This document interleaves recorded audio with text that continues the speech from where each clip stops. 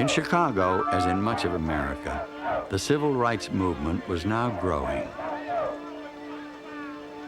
Activists struck first in the city's schools, where they demanded an end to segregated conditions. A citywide school boycott expected to attract only a handful of students emptied the classrooms and turned tens of thousands onto the streets.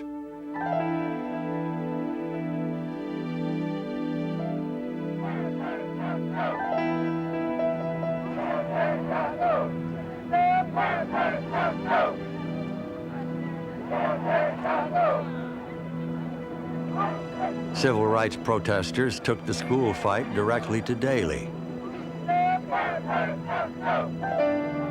Throughout the summer, they marched past his home in Bridgeport, demanding that he dismiss his school superintendent and integrate Chicago's schools. The education of our children should never be used as an attempt by Daley was furious, but would not bow to pressure. Chicago's schools remain separate and unequal. My team is available at any time now to pick up where we left off, so we can get our kids back in the classroom. Our kids, the kids in Chicago, belong in the classroom.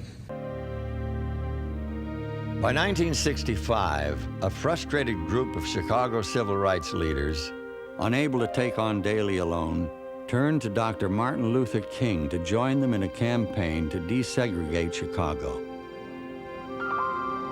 After touring this city, I must report that Chicago is far from being the promised land.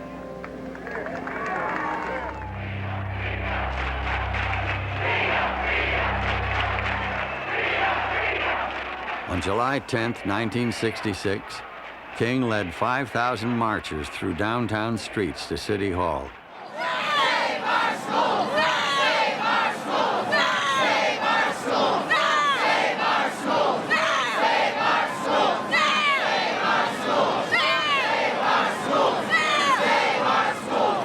Save our schools! Save our schools! The next day, the two leaders met behind closed doors. King called for wholesale changes. No commitment was made, But I said, well, how do you eliminate the slum and blight overnight? What would you men do that we haven't done in Chicago? Daley's bland assurances had little impact on the streets. Just 24 hours after the meeting in City Hall, he discovered how explosive the situation really was.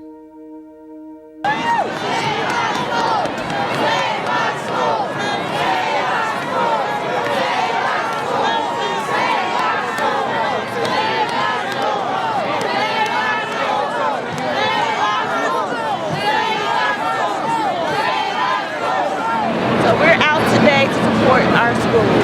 Schools affect everything. It affects our community, it affects our world, it affects our neighborhoods. People need to come out and help support our schools. It changes our children's lives dramatically. It puts a lot of pressure on them socially. School actions demonstrate to children that they are not important. No one cares. They're not allowed to have the same things that the kids on the north side have in their classrooms. The technology, the books, the social work services, everything that they need to become a full person in society. So school closings and school actions only help support that theory in children's minds that they're not worth it. You get rid of their teachers and you get rid of the staff that's important to them. That blocks out a whole world for a lot of our children. It's very traumatic. I was at a school that is on the list now for turnaround. I'm in support of those teachers that have to go through what I went through, and I think it's wrong.